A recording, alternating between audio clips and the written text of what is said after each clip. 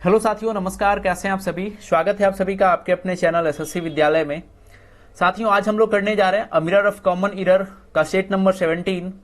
आशा करते हैं आप सभी लोग अच्छे होंगे, स्वस्थ होंगे और मन लगाकर पढ़ाई कर रहे होंगे। आइए हम लोग शुरू करते हैं सेट नंबर 17। और आज का ये जो सेशन काफी मजेदार होने वाला है।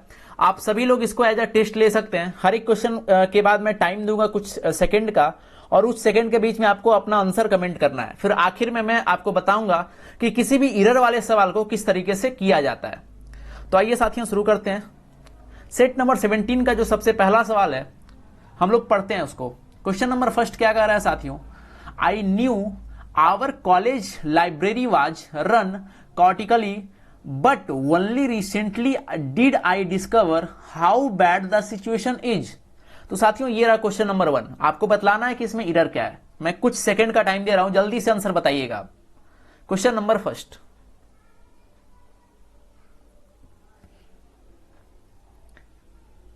चलिए साथियों इसको फिर से पढ़ते हैं, देखते हैं एरर कहां पर है। तो देखिए, जब भी एरर वाले आप सवालों को बनाते हैं तो सबसे पहले एक बार उसको आप रीड करिएगा, ठीक है।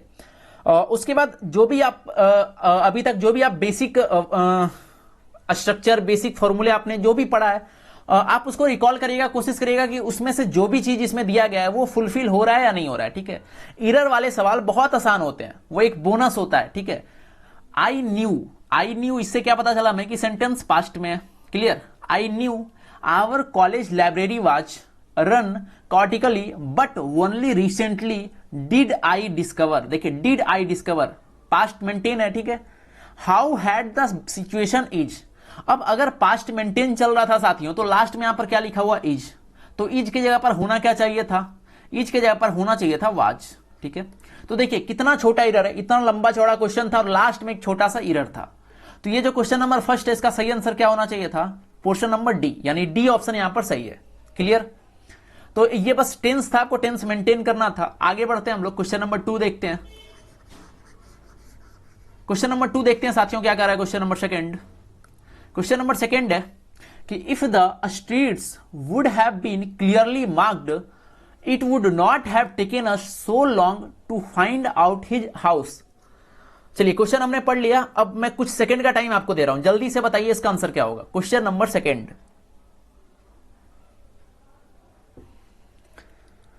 पढ़ते हैं इसको फिर से। If the streets would have been, तो साथियों जब भी किसी भी सेंटेंस में इफ आए, है ना, तो इफ का कुछ स्ट्रक्चर होता है। मैंने आपको बताया था पहले, इफ का कुछ स्ट्रक्चर होता है, उसको आपको रिकॉल करना है, ठीक है। अब आप यहां पर रिकॉल करें कि यहां पर कौन सा स्ट्रक्चर फुलफिल कर रहा है। तो साथियों अगर इफ रहे, ठीक है, और देखिए अगर इफ रहे तो पहले वाले पोर्शन, दो पोर्शन में बढ़ता है सेंटेंस, है ना। तो ये जो पहला क्लाउज होता है और ये दूसरा क्लाउज, ठीक है। तो फर्स्ट पोर्शन जो होता है साथियों, इसके साथ हैड प्लस V3 आता है। मैंने आपको बताया था इसके साथ क्या आता है? हैड प्लस V3 आता है। क्लियर? और जो दूसरा पोर्शन होता है उसके साथ वुड हैव आता है। ये जो दूसरा पोर्शन है यहां पर क्या आएगा? Would have. Clear? Would have. अब देखते हैं क्या यही स्ट्रक्चर यहां दिया हुआ है क्या। तो आप ध्यान से देखिए, शुरुआत में इफ तो दिया हुआ था, लास्ट में सेकेंड पोर्शन में वुड हैव भी दिया हुआ है। तो यानी पहले वाले पोर्शन में हैड प्लस V3 होना चाहिए था, है ना। लेकिन हैड प्लस V3 के जगह पर यहां पर वुड हैव का प्रयोग है। तो यहां वुड हैव जो लिखा हुआ है साथियों, ये यहां पर नहीं होना चाहिए था। बोलिए क्लियर हुआ या नहीं हुआ? तो किस पार्ट में एरर है यहां पर? ऑप्शन नंबर ए, ठीक है। सेगमेंट ए में यहां पर एरर था, कोई दिक्कत नहीं। तो स्ट्रक्चर आप नोट कर सकते हैं, ठीक है। मैं नोट करवा दे रहा हूं स्ट्रक्चर। देखिए आप नोट करेंगे अपने जो भी आपके पास नोटबुक है। देखिए इसका कंप्लीट स्ट्रक्चर होता है साथियों कि अगर इफ दिया रहा है, ठीक है, इफ, उसके साथ अगर इफ के साथ subject plus had plus V3 हो, ठीक है, ये कंटिन्यू जा रहा है, हैड प्लस V3 हो तब, ठीक है, इधर हो गया। तब दूसरे वाले पोर्शन में देखिए ये हैड प्लस V3 भी हो सकता है, डायरेक्ट V3 भी हो सकता है। क्लियर? या मतलब अपोजिट भी हो सकता है, subject plus had plus V3, या फिर साथ ही साथ आपको क्या ध्यान रखना है? Had plus subject plus V3 भी हो सकता है, ठीक है। तो ये पहले वाले पोर्शन को मैंने ब्लू कलर से लिखा, ठीक है। दूसरा पोर्शन क्या हो जाएगा आपका? अगर ये रहा तो दूसरा पोर्शन जो होगा वो सब्जेक्ट होगा, वो सब्जेक्ट प्लस वुड हैव, है ना, तब लास्ट में जाएगा V3। तो ये पूरा स्ट्रक्चर था। सेम वही स्ट्रक्चर को आपको यहां पर क्वेश्चन नंबर सेकंड में फॉलो कराना था। क्लियर? इसको आप नोट करिए जल्दी से। चलिए आगे बढ़ते हैं। अगला क्वेश्चन, क्वेश्चन नंबर 3 है, इसको देखिए आप क्या होगा। क्वेश्चन नंबर 3 क्या कह रहा है? He had consulted not only the opposition parties but also accommodated their views while dropping this controversial clause. देखिए जैसे ही हमने एक बार पढ़ा तो यहां पर एक टर्म आया साथियों, नॉट ओनली। तो देखिए कुछ ऐसे टर्म होते हैं, मैं बताता चलूंगा आपको। नॉट ओनली जब भी दिखे ना तो कुछ चीजें आपको चेक करना है। नॉट ओनली अगर जब भी दिखे तो कुछ चीजें आप चेक करेंगे। सबसे पहला कि नॉट ओनली का पेयर वर्ड क्या होता है। नॉट ओनली का पेयर वर्ड क्या होता है? जब भी नॉट ओनली आएगा तो अपने साथ एक चीज को लेकर आएगा, एक ग्रुप ऑफ वर्ड को लेकर आएगा, वो है आपका बट ऑल्सो। ठीक है, जब जहां पर भी नॉट ओनली रहेगा साथियों, वहां पर बट ऑल्सो खुद आएगा, ही आएगा, है ना, बट ऑल्सो। ठीक है, तो सबसे पहला चीज हमें चेक करना है कि इसमें नॉट ओनली दिया है और उसके साथ बट ऑल्सो दिया है कि नहीं। ठीक है, तो जैसे ही आप पढ़ेंगे तो देखिए यहां पर लिखा हुआ नॉट ओनली, है ना, not only the opposition party but also, यानी नॉट ओनली भी है बट ऑल्सो भी है। तो पहला जो आपका यहां पर हर्डल था वो क्रॉस हो गया, यानी पहला जो जहां पर एरर हो सकता था वो यहां पर सही है। ठीक है, चलिए अगला चीज आपको चेक करना है कि नॉट ओनली के साथ जो स्ट्रक्चर यूज हुआ है, ध्यान से सुनिएगा, नॉट ओनली के साथ जो स्ट्रक्चर यूज हुआ है वही बट ऑल्सो के साथ, यानी दोनों सेम स्ट्रक्चर को फॉलो करेगा। पढ़ते हैं, देखिए ही had consulted not only the opposition parties. ठीक है, अब देखिए यहां नॉट ओनली था, यहां पर देखिए बट ऑल्सो एकोमोडेटेड। अब देखिए बट ऑल्सो के बाद किसका यूज हुआ है? बट ऑल्सो के बाद किसका यूज हुआ है? वर्ब 3 का, है ना, वर्ब का यूज हुआ है। बट ऑल्सो के बाद अगर वर्ब का यूज हुआ है तो हमें नॉट ओनली के बाद भी वर्ब का यूज कराना चाहिए था। ठीक है, लेकिन देखिए नॉट ओनली के पहले यहां पर आ गया वर्ब, है ना, कंसल्टेड। तो यहां पर वास्तविक में होना क्या चाहिए था साथियों? ये जो नॉट ओनली लिखा हुआ है ये इंटरचेंज होगा, यानी नॉट ओनली पहले होना चाहिए था और ये जो कंसल्टेड है ये बाद में होना चाहिए था। ठीक है, तो अगर इसको मैं सही करके पढ़ूं तो इसी को हम पढ़ सकते हैं कि he had not only consulted the opposition parties but also accommodated, है ना। तो आप स्ट्रक्चर समझ रहे होंगे कि नॉट ये बट ऑल्सो के बाद जो आया वही नॉट ओनली के बाद भी आना चाहिए था। क्लियर, ये समझ में आ गया होगा। चलिए आगे बढ़ते हैं। जो भी इंपॉर्टेंट पॉइंट आपको लगेंगे वो नोट करते जाएगा। जैसे पहला ये स्ट्रक्चर था, अच्छा था ये। ठीक है, दूसरा नॉट ओनली बट ऑल्सो का पेयर हमें पता चला। क्लियर, आगे बढ़ते हैं। अगला क्वेश्चन नंबर 4। क्वेश्चन नंबर 4 पढ़िए। He used to very inaccurate language for he knew no better. चलिए हमने क्वेश्चन को पढ़ा, कुछ सेकंड का टाइम आपको दे रहा हूं, जल्दी से बताइए इसका आंसर क्या होगा। क्वेश्चन नंबर 4,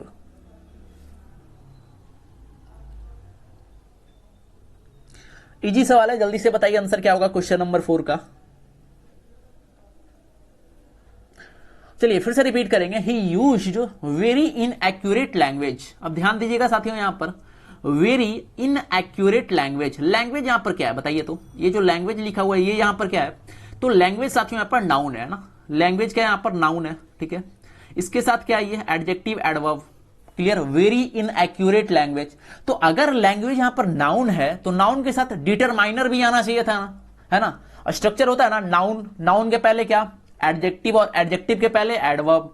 तो देखिए ये तो एडवर्ब था आपका, ये वेरी जो लिखा हुआ है ये एडवर्ब है। क्लियर, ये आपका एडजेक्टिव है, ये आपका नाउन है। तो यहां पर एक डिटरमाइनर चाहिए था। ठीक है, तो वही बस यहां पर मिस हो रहा है और इसीलिए यहां पर एरर होगा। यहां पर क्या होना चाहिए था? अगर मैं इसको सही करके पढ़ूं तो यहां पर होना चाहिए था he is a very inaccurate language. ठीक है, ए यहां पर छूट रहा है। ठीक है, ए यहां पर छूट रहा है। क्लियर, तो किसमें एरर था आपका? Segment number B, option B यहां पर गलत था।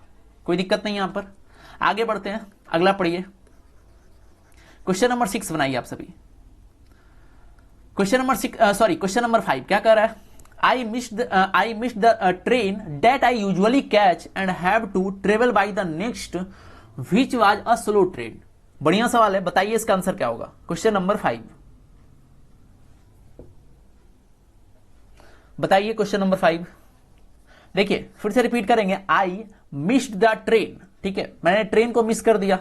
डैट, तो जैसे यहां दिखा डैट, है ना, I miss the train that I usually catch and have to travel by the next which was a slow train.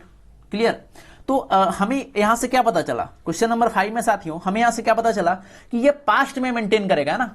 मैंने ट्रेन को मिस कर दिया, उसके बाद हमने क्या, देखिए मैंने ट्रेन को मिस किया। कौन से ट्रेन को मिस किया? जिसे मैं यूजुअली कैच करता था, यानी पकड़ता था, जिससे मैं अक्सर जाया करता था, वो हमने मिस कर दिया। ठीक है, तो अगर ये हमने मिस कर दिया तो दूसरी ट्रेन हमने पकड़ी, और जो ट्रेन हमने पकड़ी वो भी क्या थी, स्लो ट्रेन थी, ठीक है। तो जो ट्रेन हमने पकड़ी जिससे हमने ट्रेवल किया वो भी तो पास्ट में ही मेंटेन करेगा ना। तो यहां ध्यान से देखें तो यहां पर हैव का यूज है, क्लियर।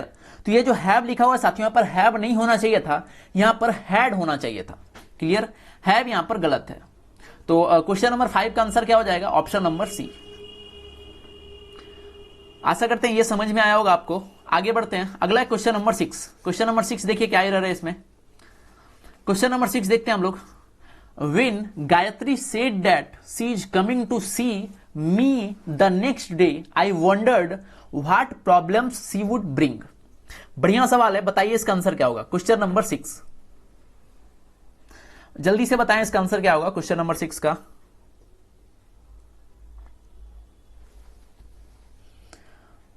देखिए साथियों, जैसे ही हमने पढ़ा पहला सेगमेंट कि विन गायत्री सेड दैट, इतना ही से हमें एक बात पता चला कि ये जो सेंटेंस है वो ये इनडायरेक्ट स्पीच में है ना। इतना पढ़ते ही हमें ये पता चल गया कि ये जो सेंटेंस है ये इनडायरेक्ट स्पीच में है।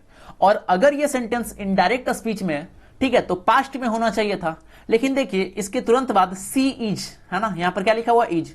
इज पास्ट नहीं है, तो इसमें इसे पास्ट में चेंज करने के लिए इज के जगह पर क्या होना चाहिए था, इज के जगह पर वाज होना चाहिए था, है ना।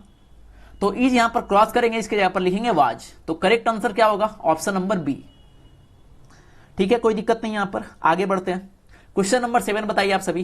Question number 7, all I know is that I won't be at peace with myself unless I do not go there. बताइए क्वेश्चन नंबर 7 का सही आंसर क्या होगा। एकदम डायरेक्ट आंसर दिख रहा है यहां पर, है ना। जल्दी से बताइए आंसर क्या होगा क्वेश्चन नंबर 7। क्वेश्चन नंबर 7 बताइए क्या होगा आंसर। देखिए, as I know, sorry, all I know is that I won't be at peace with myself unless. अब कुछ नोट करना है आपको। देखिए जब भी ये रहे अनलेस, है ना, जब भी अनलेस लिखा रहे, अनटिल लिखा रहे, है ना, जब भी अनलेस लिखा रहे, अनटिल लिखा रहे, तो इसके साथ नॉट जो होता है ना साथियों, यानी आप कह सकते हैं कि अनलेस अनटिल खुद ही नकारात्मक वाक्य है ना, सॉरी नकारात्मक वर्ड है, निगेटिव वर्ड है, ठीक है। ये दोनों जो है ये खुद ही निगेटिव वर्ड है। तो अगर ये दोनों निगेटिव वर्ड है तो इसके साथ कोई और निगेटिव का यूज हम नहीं कर सकते, है ना। इंग्लिश में कभी भी निगेटिव वर्ड, दो निगेटिव वर्ड का यूज एक साथ नहीं होता है, क्योंकि अगर हमने दो निगेटिव वर्ड का यूज एक साथ किया तो वो आपस में मिलकर पॉजिटिव हो जाएगा, ठीक है। ये समझ में आया। तो देखिए यहां पर अगर आपने ध्यान से देखा होगा तो यहां पर लिखा हुआ था एक जगह अनलेस। तो ठीक है, अनलेस आया तो हमें क्या चेक करना है, जब भी अनलेस आया तो हमें बस ये चेक करना है कि उसके साथ कोई निगेटिव वर्ड यूज नहीं होना चाहिए। अगर नहीं है तो ठीक है, कोई दिक्कत नहीं। लेकिन जैसे ही हमने अनलेस पढ़ा तो उसके तुरंत बाद क्या लिखा हुआ था, आई डू नॉट, है ना। क्या लिखा हुआ था, आई डू नॉट। तो आई डू नॉट यहां पर नहीं होना चाहिए था। यह समझ में आया कि नहीं आया। यहां पर जो नॉट है यह नहीं होना चाहिए था। नॉट को यहां पर रिमूव करेंगे आप, क्लियर।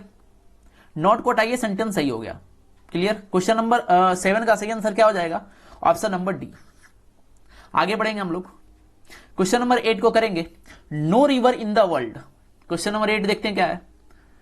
क्वेश्चन नंबर 8 कह रहा है साथियों कि no river in the world evokes such awe and reverence as the Ganga which is like a mother to 600 million Hindus of India. बताइए इसका सही आंसर क्या है। क्वेश्चन नंबर 8 का सही आंसर क्या होगा, बताइए तो आप सभी। No river. अब देखिए कुछ चीजें आपको ध्यान रखनी है कि देखिए जब भी किसी चीज में कंपेयर होगा, ठीक है, जब भी किसी चीज में कंपेयर होगा, आप ध्यान से यहां देखें तो यहां पर नदियों के बीच में कंपैरिजन हो रहा है, किसके साथ, तो देखिए गंगा के साथ। यहां पर किसके साथ कंपैरिजन हो रहा है, गंगा के साथ और बाकी सारी नदियां के साथ, है ना। मतलब दुनिया में जितनी भी नदियां हैं वो सारी नदियां एक तरफ और गंगा एक तरफ, ठीक है। तो गंगा और सारी नदियों के बीच में कंपैरिजन हो रहा है। तो कंपैरिजन होगा साथियों, तो यहां पर नो खाली यहां पर नहीं आएगा ना, सिर्फ नो का यूज नहीं करेंगे। जब भी ऐसा होगा तो यहां पर क्या लिखना पड़ेगा, नो रिवर, मतलब कोई रिवर है ही नहीं।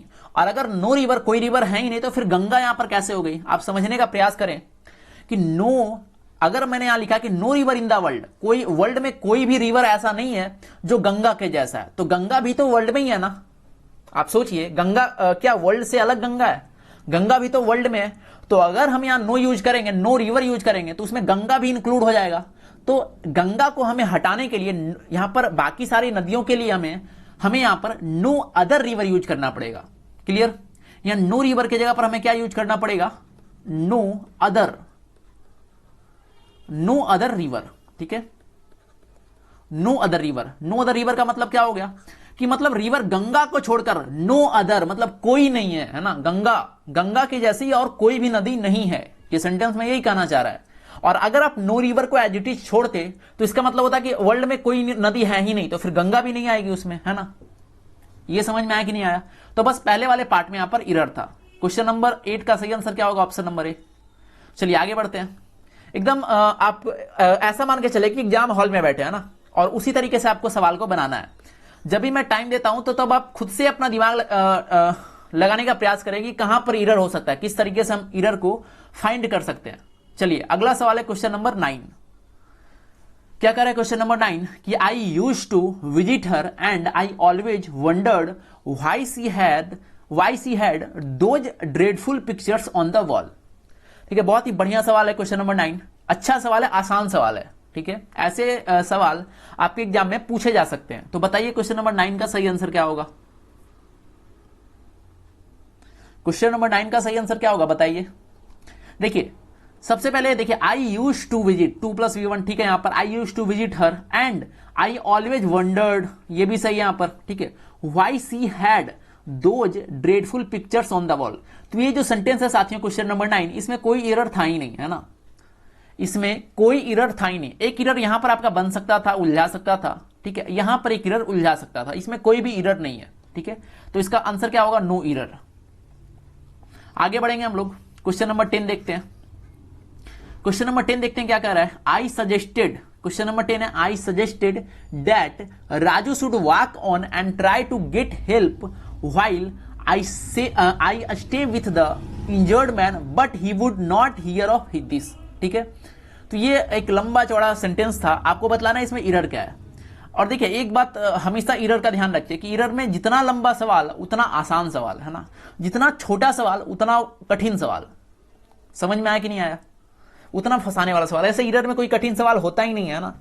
एरर में या तो एकदम आसान मिलेगा या तो थोड़ा सा फंसाने वाला मिलेगा जिसमें फंस सकते हैं लोग। एकदम कठिन नहीं मिलेगा, खासकर जब आप कॉम्पिटेटिव एग्जाम में देखेंगे तो कोई भी मतलब एकदम कठिन सवाल नहीं मिलेंगे, ठीक है। चलिए देखते हैं कहां एरर है। आई सजेस्टेड दैट, क्या पता चला यहां से, क्या पता चला क्वेश्चन नंबर 10 में। आई सजेस्टेड दैट से हमें यह पता चला साथियों कि ये इनडायरेक्ट में है ना, ये इनडायरेक्ट स्पीच यानी नरेशन का इनडायरेक्ट स्पीच में है ना। तो अगर ये इनडायरेक्ट है तो इसके बाद जो भी है वो पास्ट में मेंटेन करेगा। तो चलिए आगे देखते हैं। राजू शुड, देखिए यहां पर पास्ट मेंटेन किया है। Walk on and try to get help while I stay, ध्यान से देखिए आई स्टे, आई के साथ क्या यूज हुआ है, स्टे, जबकि होना क्या चाहिए था साथियों, आई के साथ स्टे यूज हुआ, जबकि होना क्या चाहिए था यहां पर होना चाहिए था स्टे के जगह पर होना चाहिए था स्टेड, है ना। यहां पर इसका पास्ट फॉर्म यूज होना चाहिए था। तो किस पार्ट में एरर यहां पर मिला हमें, सी वाले पार्ट में। बताइए कोई दिक्कत नहीं यहां पर। अगला क्वेश्चन नंबर 11, क्वेश्चन नंबर 11 देखते हैं क्या है क्वेश्चन नंबर 11 में।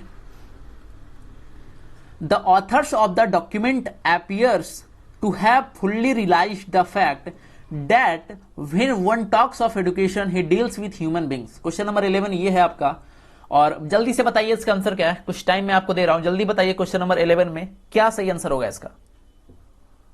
क्वेश्चन नंबर 11 देखिए, जैसे ही हमें दिखा the author's of the document. अब बताइए ऑथर्स यहां पर क्या है, सिंगुलर या प्लूरल। ये क्या हो गया आपका, प्लूरल हो गया, ठीक है। तो ये अगर प्लूरल हो गया तो इसके साथ आपको पता है कि प्लूरल के साथ क्या यूज करते हैं और सिंगुलर के साथ क्या यूज करते हैं, ठीक है। प्लूरल के साथ साथियों हमेशा सिंपल प्रेजेंट में प्लूरल के साथ हमेशा V1 का यूज किया जाता है और सिंगुलर में हमेशा V5 का यूज किया जाता है। ये आप सभी को पता होगा, ठीक है, ये आप सभी को पता है। सिंपल ये टेंस में जब आपने पढ़ा होगा तो टेंस का ये बेसिक रूल है, प्लूरल के साथ V1 और सिंगुलर के साथ V5। लेकिन ध्यान से देखें आप, तो ये प्लूरल था और इसके साथ यहां पर V5 यानी यस वाला जो वर्ब था वो यहां पर यूज हुआ है, जबकि ये होना नहीं चाहिए था, है ना। तो अपीयर्स यहां पर जो है साथियों ये गलत है। अपीयर्स में से आप यस को यहां से रिमूव करेंगे, यस यहां पर हटाइए, अपीयर जो है यहां पर सही हो जाएगा। क्लियर। क्वेश्चन नंबर 11 का ऑप्शन नंबर ए यहां पर सही था। आगे बढ़ेंगे हम लोग, क्वेश्चन नंबर 12 देखते हैं। क्वेश्चन नंबर 12 कह रहा है कि I will encourage every one of my students to pursue the path of honesty in their lifes. बढ़िया सवाल है, जल्दी से बताइए इसका आंसर क्या होगा। क्वेश्चन नंबर 12 का आंसर क्या होगा, जल्दी बताइए।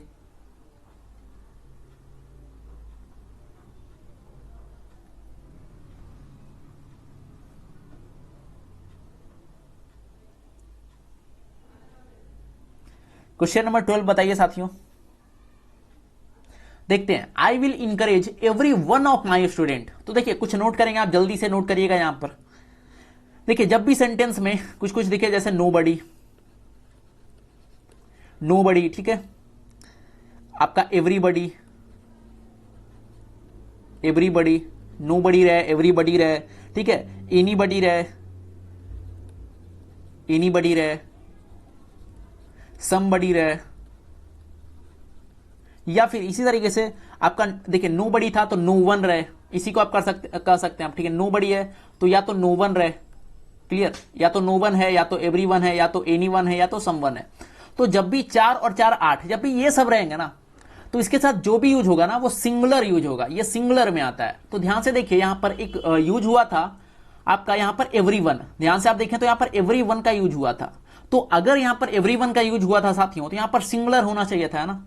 तो आई will encourage every one of my students, है ना, तो यहां पर क्या होना चाहिए था, स्टूडेंट्स के लिए यहां पर जो देयर है, प्रत्येक विद्यार्थी के लिए यहां जो देयर यूज हुआ है, यहां पर देयर नहीं होना चाहिए था, बल्कि विद्यार्थी के लिए हिज होना चाहिए था, ठीक है।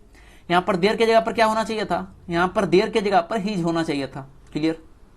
अब एक बात और यहां पर आप नोट करिएगा, ठीक है, एक बात और आप नोट करिएगा कि जब भी हमें जेंडर पता ना हो, जैसे अभी आपको पता था क्या कि ये जो विद्यार्थी हैं वो मेल है या फीमेल है, आपको पता नहीं था, तो आपको ये भी पता नहीं है कि हिज होना चाहिए कि हर होना चाहिए, क्लियर। तो जब भी आपको जेंडर पता नहीं हो, तब हमेशा आप हिज का ही यूज करेंगे, ठीक है। जब हिज और हर में कंफ्यूजन हो, ठीक है, जब तक क्लियर आपको पता ना चले कि कोई भी उसमें जो है वो लड़की है, कोई महिला है, तब तक आप हर का यूज नहीं करेंगे, ठीक है। जब आपको क्लियर पता चले कि वहां पर महिलाएं हैं, तब हर का यूज करेंगे, समझ में आया, अन्यथा हिज का यूज करेंगे। तो ये ध्यान में रहेगा, nobody, everybody, anybody, somebody, या फिर no one, everyone, anyone और सम वन। जब भी ये सब रहे तो इसके साथ सिंगुलर। चलिए आगे बढ़ते हैं। अगला क्वेश्चन नंबर 13 देखते हैं। क्वेश्चन नंबर 13 क्या कह रहा है, being very often ill. Question number 13 बढ़िया सवाल है। देखिए, being very often ill and frequently absent, he had no opportunity to finish his work or do much of it in fact। बताइए इसमें एरर क्या है क्वेश्चन नंबर 13 में, किस तरीके से आप सोचिएगा इसे। जब भी कोई सवाल आता है तो किस तरीके से आप सोचिएगा। माना कि ये सवाल आपके एग्जाम हॉल में आया है, आप किस तरीके से सोचेंगे। तो देखिए फिर से रिपीट करेंगे, बीइंग वेरी ऑफन इल, ठीक है, बीमार होने के कारण, and frequently absent, he had no opportunity to work to finish his work. और अब देखिए कुछ चीजें आपको फिर से ध्यान में रखनी है। अगर एंड आए, है ना, कहीं भी अगर एंड दिखे, ठीक है, और कहीं भी आपको और दिखे, तो ये सब कुछ ऐसे होते हैं ना कि एंड के पहले जिस तरह का यूज होगा, एंड के बाद बिल्कुल सेम स्ट्रक्चर यूज होगा, बिल्कुल उसी तरीके से और के पहले जो स्ट्रक्चर यूज होगा, और के बाद भी वही स्ट्रक्चर यूज होगा, क्लियर। तो यहां पर देखिए और का यूज हुआ, तो सिंपल हमें स्ट्रक्चर मैच कराना है। अब ध्यान से देखें तो यहां पर टू फिनिश यूज हुआ था, यानी 2 + V1 का इस्तेमाल हुआ था, ठीक है, टू फिनिश हिज वर्क। तो इसके बाद जो होना चाहिए था, जो भी और के बाद वर्ब आया है उसके साथ भी हमें टू का यूज करना होगा। अब देखिए और के बाद कौन सा वर्ब आया है, डू, है ना, तो डू यहां पर अकेले आया, जबकि यहां पर क्या होना चाहिए था, टू डू होना चाहिए था, यानी 2 + V1 होना चाहिए था। तो बस यहीं पर एरर था आपका, और के बाद डू के पहले आपको यहां पर टू का इस्तेमाल करना होगा, यानी टू फिनिश हिज वर्क और to do much of it in fact, clear. Option number D यहां पर सही था। आगे बढ़ेंगे हम लोग, क्वेश्चन नंबर 14 करते हैं। क्वेश्चन नंबर 14 देखिए क्या है, a first step. Question number 14, a first step in a rational solution to any problem is the recognition that a problem exist. बताइए इसका आंसर क्या है।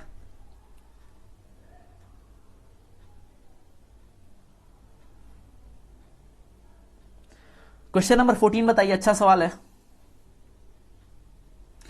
देखिए जैसे ही हमने शुरुआत किया क्वेश्चन नंबर 14 पढ़ना, तो अ फर्स्ट स्टेप, आया ना। तो देखिए फर्स्ट जो है, ध्यान से सुनिएगा, ये जो फर्स्ट है साथियों, फर्स्ट को हम लोग फर्स्ट एडजेक्टिव है, आप सभी को पता है, लेकिन कौन सा एडजेक्टिव है, तो ये आपका ऑर्डिनल एडजेक्टिव है। ठीक है, फर्स्ट कौन सा एडजेक्टिव है, फर्स्ट ऑर्डिनल एडजेक्टिव है।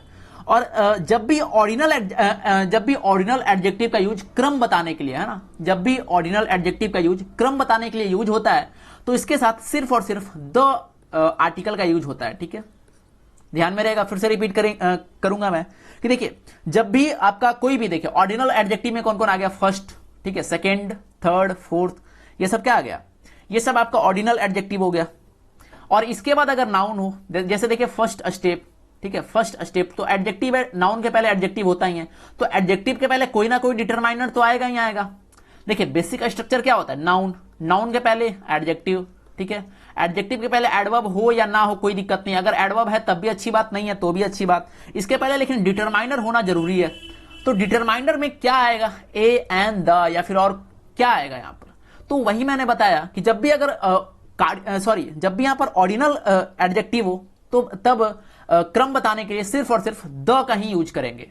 तो यहां पर लिखा क्या था साथियों, आप ध्यान से देखिए, तो यहां पर लिखा हुआ था अ फर्स्ट स्टेप, तो यहां पर ए नहीं होना चाहिए था, ए की जगह क्या होना चाहिए था, द होना चाहिए था। क्लियर, ऑप्शन नंबर ए यहां पर सही हो जाएगा। चलिए आगे बढ़ेंगे हम लोग, क्वेश्चन नंबर 15 देखते हैं। क्वेश्चन नंबर 15 देखिए क्या कह रहा है, नो सूनर डिड, बढ़िया सवाल है। देखिए नो सूनर वाला एक बोनस ही सवाल होता है और अक्सर एग्जाम में आता है, और बहुत लोग इसमें गलती करते हैं।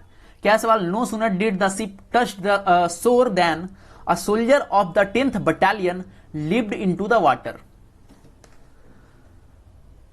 कुछ बातें आपको नो सूनर के बारे में जाननी चाहिए। ठीक है, जब भी नो सूनर आए तब क्या करेंगे, देखिए जब भी नो सूनर आए तब कुछ बेसिक बातों का ध्यान रखेंगे। ठीक है, देखिए नो सूनर जब भी आए तो सबसे पहला चीज जो होगा साथियों, वो होगा इन्वर्जन। सबसे पहला क्या होगा, इन्वर्जन होगा।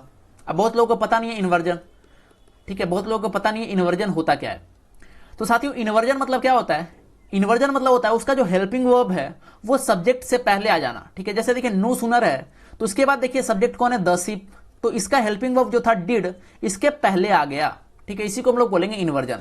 तो पहला रूल तो यहां पर पास हो गया है ना, पहला रूल यहां पर पास हो गया। अगला देखिए, इसके बाद दूसरा रूल क्या कहता है, दूसरा रूल कहता है कि जब भी नो सूनर आएगा तो उसके साथ फिक्स है कि देन आएगा ही आएगा। ठीक है, क्या रूल है कि जब भी नो सूनर आएगा तो इसके साथ देन आएगा ही आएगा। समझ में आया। तो देखिए देन खोजते हैं, इसमें नो सूनर है, इसके साथ पेयर वर्ड देन, देखिए यहां पर देन अवेलेबल है। ठीक है, तो दूसरा रूल भी पास हो गया। ठीक है, चलिए अगर दोनों रूल ये हो गया, क्लियर हो गया, तब यहां पर क्या दिक्कत है। ठीक है, अगर दोनों ठीक है, दोनों यहां क्लियर है, तब यहां क्या दिक्कत है, क्या यहां पर गलत है। अब ध्यान से आप देखिए यहां पर, तो no sooner did the ship touched, तो यहां पर नो सूनर सही था, नो सूनर का इन्वर्जन वाला ठीक था, देन वाला ठीक था, लेकिन एक जो बेसिक रूल है वो आपने छोड़ दिया। बेसिक रूल क्या है साथियों, टेंस वाला, कि जब भी किसी सेंटेंस में डिड का यूज होता है ना, तो डिड के साथ सिर्फ और सिर्फ V1 का ही यूज हम लोग करते हैं। डिड के साथ सिर्फ और सिर्फ V1 का यूज हम लोग करते हैं। अब देखिए यहां पर डिड का यूज तो था, तो अगर डिड का यूज था तो यहां पर टच्ड होना चाहिए था क्या, टच्ड यहां पर नहीं होना चाहिए था। यहां पर सिंपली V1 का यूज करेंगे, यहां पर टच होना चाहिए था। बताइए समझ में आया कि नहीं आया। बहुत आसान सवाल था। ठीक है, तो आपने क्या जाना इस क्वेश्चन से, क्या जाना, देखिए इस क्वेश्चन से आपने ये जाना कि जब भी नो सूनर आए तो हमें कुछ बातों का ध्यान रखना। सबसे पहला इन्वर्जन होना चाहिए, दूसरा देन का, नो सूनर के साथ देन का पेयर बनना चाहिए। ठीक है, तो ये छोटी छोटी बातों का ध्यान रखना है, क्योंकि मैक्सिमम टाइम यही सब आपका एरर कराता है। आगे बढ़ते हैं, क्वेश्चन नंबर 16 देखते हैं। क्वेश्चन नंबर 16 क्या कह रहा है, I am thoroughly convinced that the badness and vulgarity of modern popular art is the result of a number of interlocking causes. क्या कह रहा है question number 16, I am thoroughly convinced that the badness and vulgarity of modern popular art. अब देखिए ध्यान से देखिएगा, I am thoroughly पर यहां पर देखिए बहुत बार thoroughly में फंसाता है, इसका कुछ अलग स्ट्रक्चर लिख देता है। I am thoroughly convinced that, ये सही है, यहां पर कोई दिक्कत नहीं। ठीक है, आगे, and vulgarity of modern popular art is the result of a number of interlocking causes. बहुत बार अ की जगह द लिखेगा, द नंबर ऑफ, एरर यहां हो सकता है। ठीक है, यहां पर ए नंबर ऑफ है, सही है, ठीक है। द रिजल्ट ऑफ, देखिए द रिजल्ट ऑफ होता है a number of, the number of नहीं, ध्यान रखिएगा। ये जो था क्वेश्चन नंबर 16 जो था साथियों, इसमें कोई एरर है ही नहीं। बहुत बार ऐसा भी सवाल देगा जिसमें एरर रहेगा ही नहीं, है ना, और अपना आप पूरा दिमाग लगाते रहेंगे कि एरर है कौन पार्ट में, है ना, किस पार्ट में एरर है। ये था एरर फ्री सेंटेंस था, यानी नो एरर इसका सही आंसर जाएगा। आगे क्वेश्चन नंबर 17 करते हैं हम लोग। चलिए अगला सवाल है साथियों क्वेश्चन नंबर 17। देखते हैं 17 क्या कह रहा है। 17 कह रहा है कि he deserted the path of honour in order to satisfy his ambition and then went down 4। ध्यान दीजिएगा यहां पर, इस सेगमेंट पर ध्यान दीजिएगा, वेंट डाउन 4। साथियों एक इडियम होता है go down 4, sorry go down 2, एक इडियम होता है गो डाउन 2, एक इडियम होता है गो डाउन 2। और देखिए बहुत बार क्या होता है कि आपके एरर में कोई इडियम का फ्रेज, सॉरी कोई फ्रेज डाल दिया जाता है, ठीक है, और आप वहां पर कंफ्यूज होते रहते हो कि इसके साथ ये कैसे हुआ, ठीक है। लेकिन मैं बताना चाहूंगा कि जब भी फ्रेज पूछे ना तो वहां पर कोई रूल काम नहीं करता, बस आपको फ्रेज ध्यान में रखना होता है कि किस तरीके का फ्रेज है। गो डाउन 2 है तो जब भी गो डाउन मिले तो 2 आपको खोजना पड़ेगा, समझ में आया। तो गो डाउन 2, तो गो का यहां पर देखिए सबसे पहले तो गो का वेंट पास्ट मेंटेन किया, गो अगर यहां था तो इसका वेंट पास्ट मेंटेन किया, ये सही है यहां पर, क्लियर। अगला लेकिन डाउन सही है, लेकिन इसके साथ 4 का यूज कर दिया, समझ में आया कि नहीं आया। तो यहां पर 4 जो है साथियों 4 होना नहीं चाहिए था, 4 की जगह 2 यहां पर होना चाहिए था, ठीक है। 4 यहां पर क्रॉस करिए, 4 की जगह क्या होना चाहिए था, 4 की जगह 2 होना चाहिए था, क्लियर। तो यहां पर ऑप्शन नंबर सी जो है साथियों सही है। आगे बढ़ेंगे, क्वेश्चन नंबर 18 देखते हैं। क्वेश्चन नंबर 18 है कि though he addressed the boys for a minutes only, for a minutes only. चलिए मैंने हिंट दिया, बताइए जल्दी से आंसर क्या है इसका। एकदम डायरेक्ट दिख रहा है क्वेश्चन नंबर 18, ज्यादा आगे पढ़ने की जरूरत भी नहीं पड़ी है ना, डायरेक्ट दिख रहा है। Though he addressed the boys for a minutes only. आप बताइए, आप कॉम्पिटेटिव एग्जाम की तैयारी कर रहे हैं, आपको इतना तो पता होगा कि कभी भी हम ए एन का प्रयोग किसके साथ करते हैं, ए एन का प्रयोग सिंगुलर के साथ ही करेंगे ना। ए एन का प्रयोग किसके साथ करेंगे, सिंगुलर के साथ करेंगे, ठीक है। अब देखिए यहां पर ए का यूज हुआ है, लेकिन मिनट्स जो है सिंगुलर है क्या, बताइए आप, मिनट्स सिंगुलर है क्या, मिनट्स जो है वो प्लूरल है। तो मिनट्स से हमें सिंगुलर लाने के लिए क्या करना पड़ेगा, इसको चेंज करना पड़ेगा मिनट में। तो यस जो है साथियों यहां पर यस को आप हटाएं, ठीक है, यस यहां नहीं होगा, मिनट होगा, अ मिनट ओनली, ठीक है। Though he addressed the boys for a minute only, नहीं पड़ी, ठीक है। तो कुछ इस तरह पूछा जाता है। पढ़ते हैं हम लोग, चलिए आगे बढ़ते हैं हम लोग। अगला सवाल क्या है, क्वेश्चन नंबर 19 देखते हैं। अगला सवाल साथियों क्वेश्चन नंबर 19, बताइए। I am working at my present job since the day a son was born to my brother. आसान है, बताइए इसका आंसर क्या होगा। क्वेश्चन नंबर 19, जल्दी से बताइए क्वेश्चन नंबर 19 में क्या है, यहां पर क्या होना चाहिए।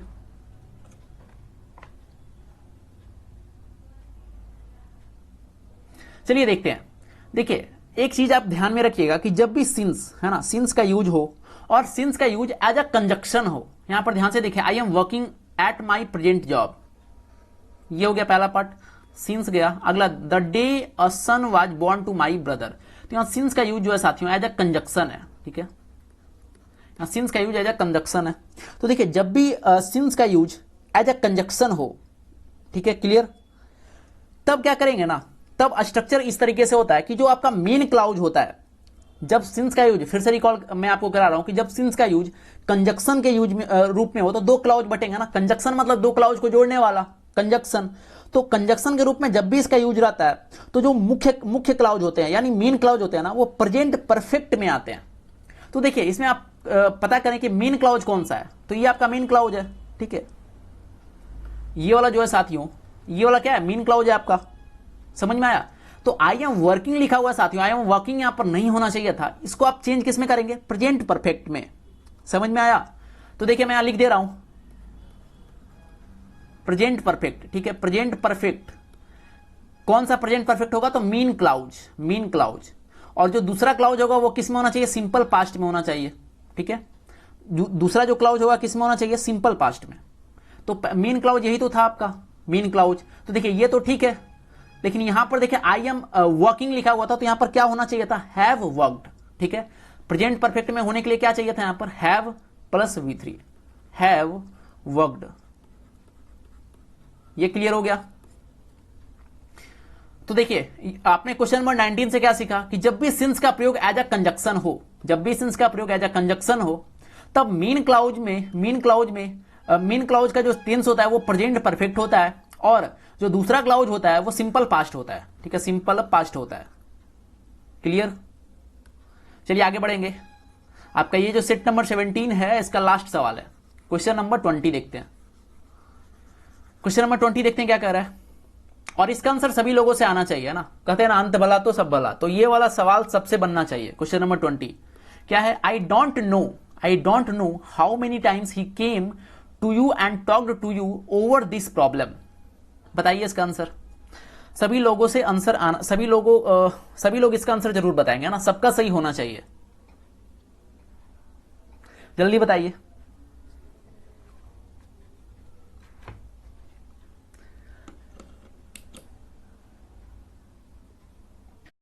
अब ध्यान दीजिएगा क्या लिखा हुआ, आई डोंट नो, है ना, I don't know how many times he came. I don't know, मैं नहीं जानता, how many times he came to you and talk to you over this problem. मैं नहीं जानता कि वो कितनी बार तुम्हारे पास आया और इस प्रॉब्लम के बारे में बात किया। तो देखिए मैं नहीं जानता हूं प्रेजेंट, ठीक है, ही केम आया, तो इसके बाद कंटिन्यूअस पास्ट चलेगा, ये पास्ट है तो इसके बाद पास्ट चलना चाहिए। तो अगर ये पास्ट में गया, सबसे पहले तो यहां पर मिनी टाइम्स, ठीक है, मिनी टाइम्स कितना बार वो आया, क्लियर, तो यहां पर मिनी का यूज सही है। तो आपको बस चेक करना है कहां कहां एरर हो सकता है। तो बहुत लोग यहां पर मिनी टाइम्स में दिक्कत होगा, उनको मच लगाएंगे, ठीक है, मिनी टाइम्स यहां सही है। ही केम, अगर केम यहां है तो पास्ट मेंटेन करेंगे आगे जाकर, to you and talked to you, ठीक है, टॉक्ड, ये भी आपका सही है। दूसरा बात एंड, ठीक है, देखिए एंड है, एंड के पहले जो देखिए came to you and talk to you, समझ में आ रहा है, टू टू। अगला ओवर दिस प्रॉब्लम, प्रॉब्लम के ऊपर बात किया, तो कोई इसमें एरर था ही नहीं। मैंने आपको बता दिया एकदम तोड़कर, सेंटेंस को तोड़कर बताया कि कहां कहां पर एरर हो सकता था, लेकिन वहां पर ये सेंटेंस करेक्ट है। तो अगर ये सेंटेंस करेक्ट है तो सही आंसर क्या होगा, नो एरर, यानी ये सेंटेंस एररलेस था।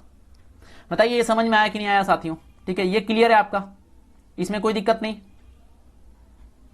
ठीक है।